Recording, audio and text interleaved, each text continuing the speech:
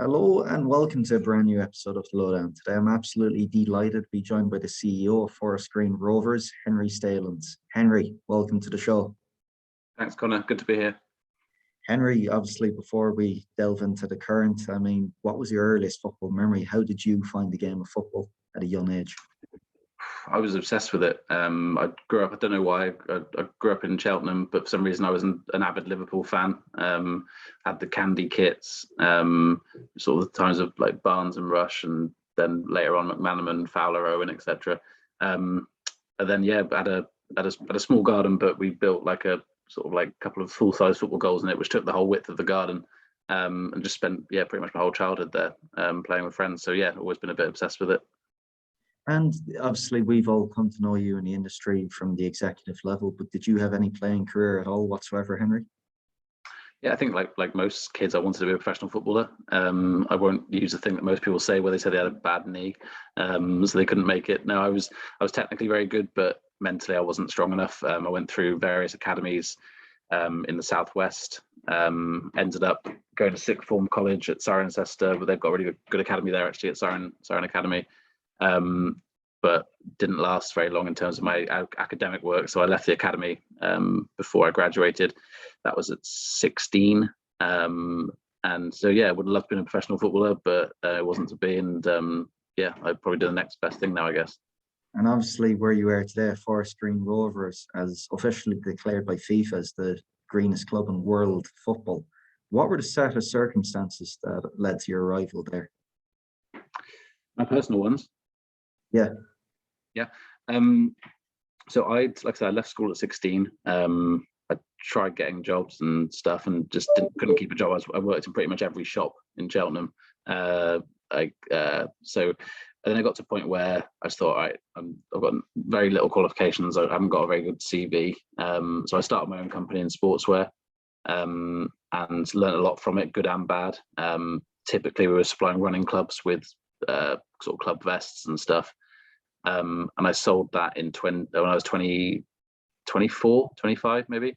And then I went started a media company with someone, and we did amazingly well. I sold that when I was 29, and that company still goes today. He's doing great things with it. And then 6 months later, after a very mini retirement, I ended up at Forest Green.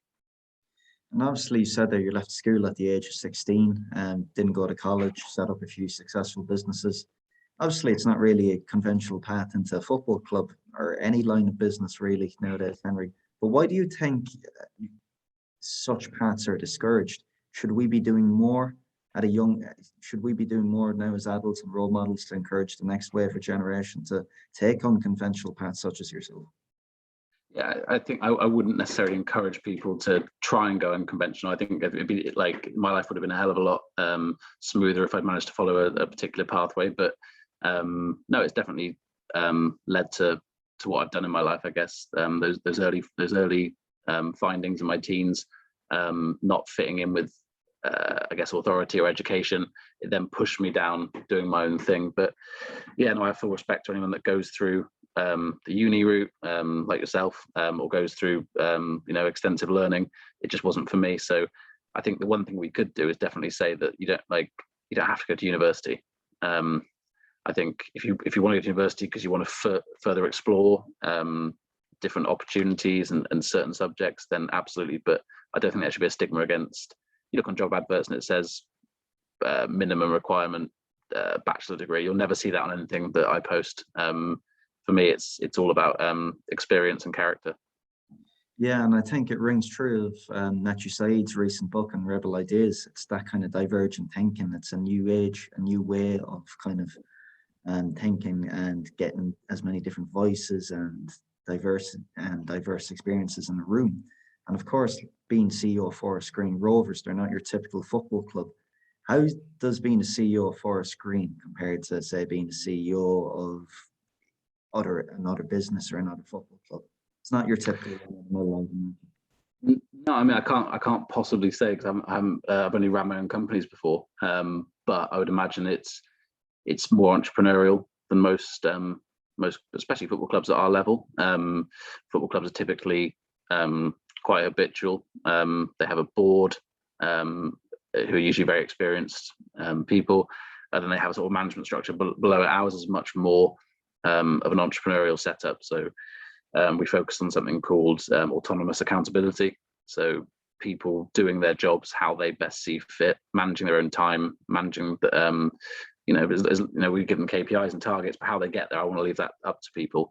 So, but they have to take responsibility for good and bad, and own it. So yeah, we're very different in that sense. I would probably think of us a bit like a startup type mentality. So yeah, I'd imagine it's very different to other football clubs and other organizations, but it's the way we like to do things. And you speak of autonomous accountability. Just curious, how often would management check in with the leads in relation to timescales and whatnot? Timescales I'm pretty hot on.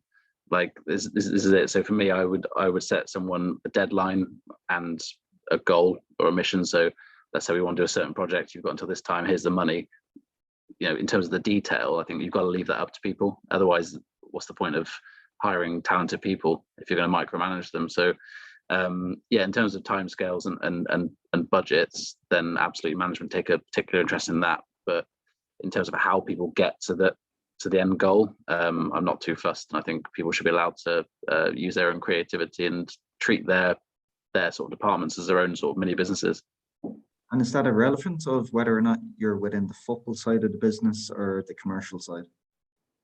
I think it works on both sides. I mean, I speak to our director of football quite a lot, and he runs a similar sort of task, the way of doing things with football staff. Obviously, football players, I imagine, are different, but there's also an element of that. You want, I won't speak for the head coach, but he's a great man manager. And I imagine he practices something quite similar.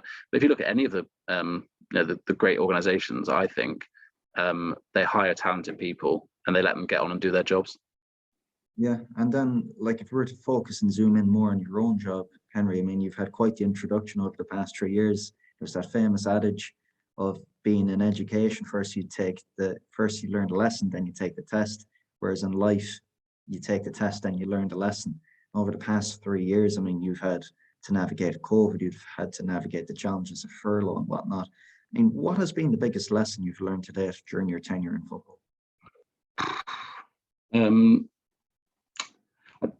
I wouldn't say it's any of those things, actually. I think I found COVID quite, I found the challenge quite exciting, because how can we still be profitable when our main product, which is opening the stadium and letting people come and watch a football match, is taken away from us? So we had to pivot. We focused on partnerships and retail. People were buying a lot of stuff sitting at home, but also partners were still getting loads of exposure because we switched more to digital exposure rather than your typical perimeter and match day stuff. So I think that challenge was probably really exciting to me. In terms of biggest lesson, I think the one thing football is, and maybe other sports clubs, is different to other industries, is actually what you do during the week, as long as the book's balanced and things are good and people are happy, the most important thing is the result on a Saturday.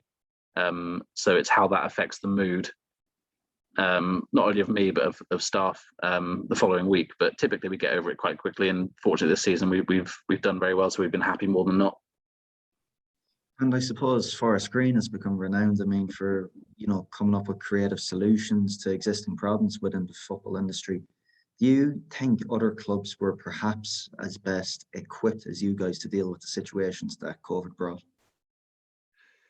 I think we were lucky in the fact we'd started to turn a profit before COVID. So when I joined, the club wasn't making a profit. We've done some really good work to get to a point of that. So when that happened, we had a buffer. We also focus hugely on partnerships. So partnerships have grown 4 times since I've been here in 3 years. And like I said, partnerships are the one thing that weren't affected. We actually increased our partnerships revenue during COVID. So I think, yeah, in that sense, maybe I could say I knew COVID was coming, but clearly I didn't. But partnerships put us in really good stead. Whereas bigger, clubs with bigger fan bases like Bradford and Bolton, etc., their main revenue will be from those match days. Bradford in League Two are getting 16,000, 17,000 people a week, which is obviously mental, right? Whereas we're getting 2,500, 3,000 people a week. So the effect on us was far smaller in terms of fans not being in the stadium. Obviously, we missed having them there, but from a financial impact, it didn't hit us anywhere near as hard. And then I suppose if you look at the current day, I mean, top of League Two, you have a huge global appeal to the football club.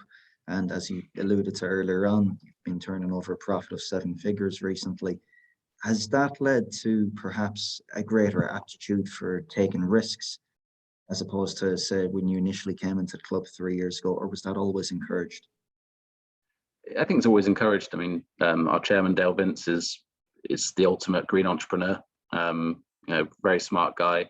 And yeah, we didn't really have, it was literally, from my point of view, we met a couple of times. I took the role and I was literally given a phone and a laptop with no induction or anything. And that's the way I would have wanted it, because I'd never been employed at that point. So I then went and managed it. And I've managed it like my own company. And I always say this still, I'd manage it like it's my own cash, which is why I won't let it lose money, which is why we'll take sort of strategic risks. But I think the main thing about a sort of dynamic company like Forest Green is it's no red tape. If we come up with an idea in the morning, it will be done by lunchtime. It doesn't require loads of sign-offs and loads of board meetings and all that kind of stuff. And I think that's what gets you in the position. Otherwise, you're happy being. I've never liked the word content, and I think you can be content with a certain level of business. And I think performance, and I just think that's not how we want to be, and that shows in our results. I think autonomous accountability is already going to be the title of this show anyways, Henry. Oh, cool. But obviously, I mean, you guys have a huge vision and you're constantly backing it up with huge action. But I suppose to date, Henry, since you've been there, out of all the initiatives you guys have launched or proposed, what has been your proudest to date? It's a difficult one to answer, because we typically do something different every day or every week. There's always something a bit eye-catching or weird going on. I thought, from a marketing standpoint, I thought the Innocent Smoothies stadium naming rights thing was really interesting. Because stadium naming rights typically quite dull. It's the name of a company stuck on a stadium. But we went through sort of public votes. And there was a point where the stadium was going to be called Kevin, because social media took over the votes and put Kevin in. That ended up on Have I Got News For You. It ended up in Daily Mail. It ended up in all sorts about professional football club stadium's going to be called Kevin. Fortunately, the final vote went to our season ticket holders, and they would never allow that to happen. So I thought that was interesting. I think a lot of the work we do with our partners is interesting. I think the kit's made of coffee, the kit's made of bamboo. All that kind of stuff is eye-catching and just shows us another way to do things whilst having fun with it. And I suppose besides having your stadium named Kevin, or the possibility of it, I mean, the challenges, they grow when the appeal and the global brand of the club also grows as well. But there's a paradox too about Forest Green, right? You're in a parish there, a small community called Nailsworth, population no more than 4,000, but you somehow have over 100 international fan groups. I mean, for your international audience, Henry, what do you guys do to cater for that section? So yeah, I always say that we're actually the best supported club in the world, because when you look at the relativity in terms of you mentioned 4,000 population in Nailsworth, our average home attendance is around about 3,000. So that means 3/4 of the town come to Forest Green. Now, obviously that's not true, but I use that in any sales pitch I can. So in terms of the international fan clubs, we've picked up 120 or so over over the years, and we're trying to give them more content because they want to feel like they're in Nailsworth. They want to feel like they're at the games. They want to feel like they're eating vegan food. It's hard, especially at League Two level, because you haven't got the same budgets as maybe you would in the Premier League. But we're working on some various things where we can give them more behind the scenes content. But I think most of it, because we're still a smallish club in that respect, we're very open to them. So we get emails from international fans, we get Twitter messages, whatever. We'll always get back to them, and that's important. So we don't see ourselves as too big to be speaking to fans that we've got in America and stuff, because we're so privileged to have that. And you'll see that with there's a couple of guys that do a podcast called Heaven's Devil.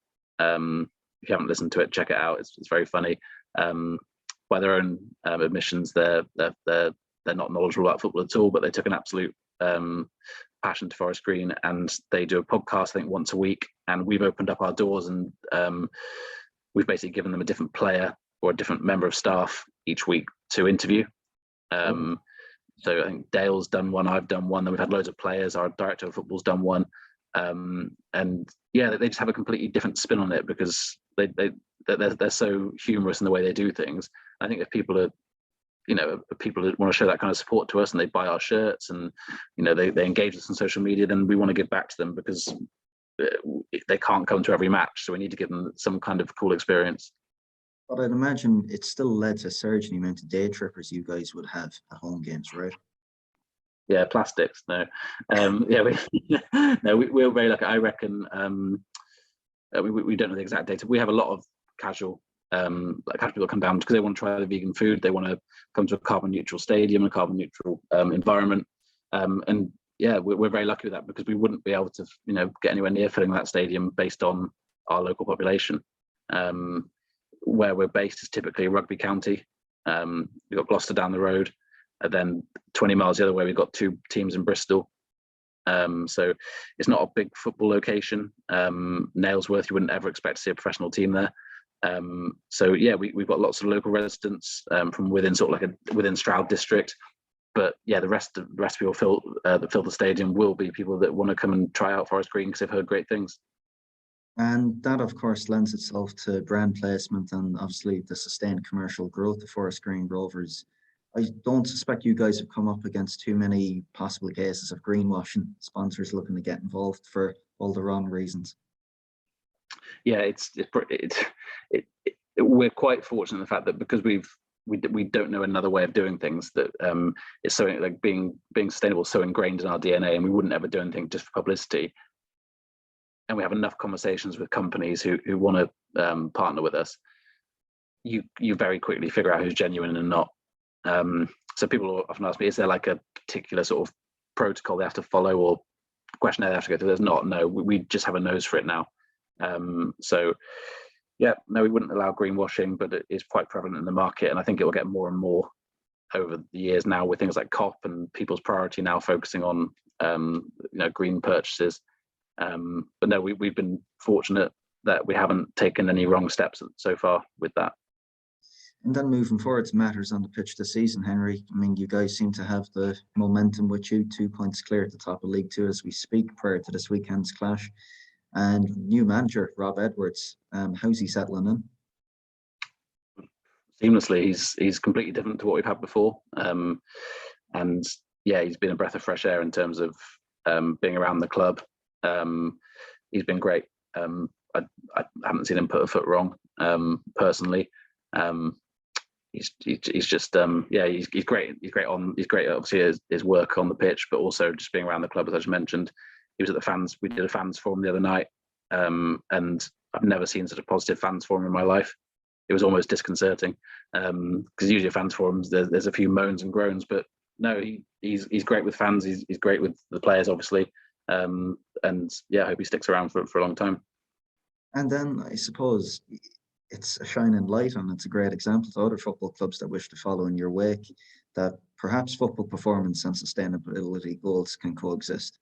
I suppose with COP and climate change summits news now at the moment, it's very much relative. But just curious, in any way, shape or form, does, I suppose, the broader impact and the brand placement of Forest Green Rovers, does that impact player recruitment and managerial recruitment, staff recruitment positively or negatively at all? I don't think it would be negatively, and that's not me being blinkered in it. I think if anything, it would be positive, because we're very well known for a League Two football club, so we can give people certain exposure off the pitch. And I think also within football, it's a short career. People want to try something new, so they come to us for a couple of years. They try more vegan food. They learn about a different way of living.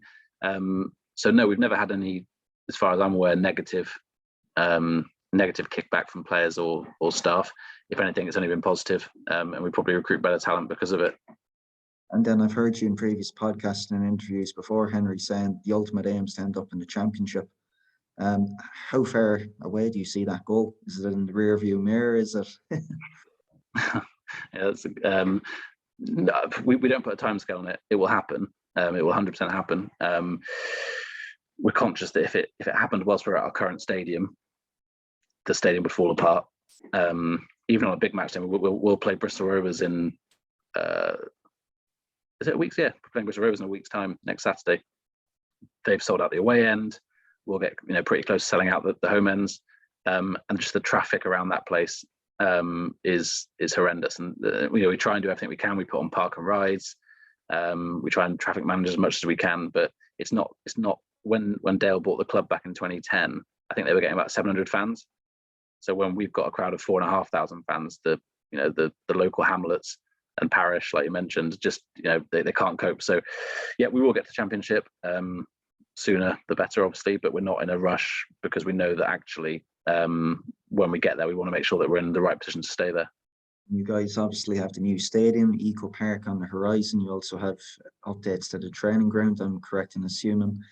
How are both projects progressing at the moment, Henry? Training grounds is closer than the stadium. We expect work to start on the training ground in the new year. So that we're ready for next season at some point. Stadium, I think I asked Dale this the other day, and he still believes we'll be in there in 3 to 4 years.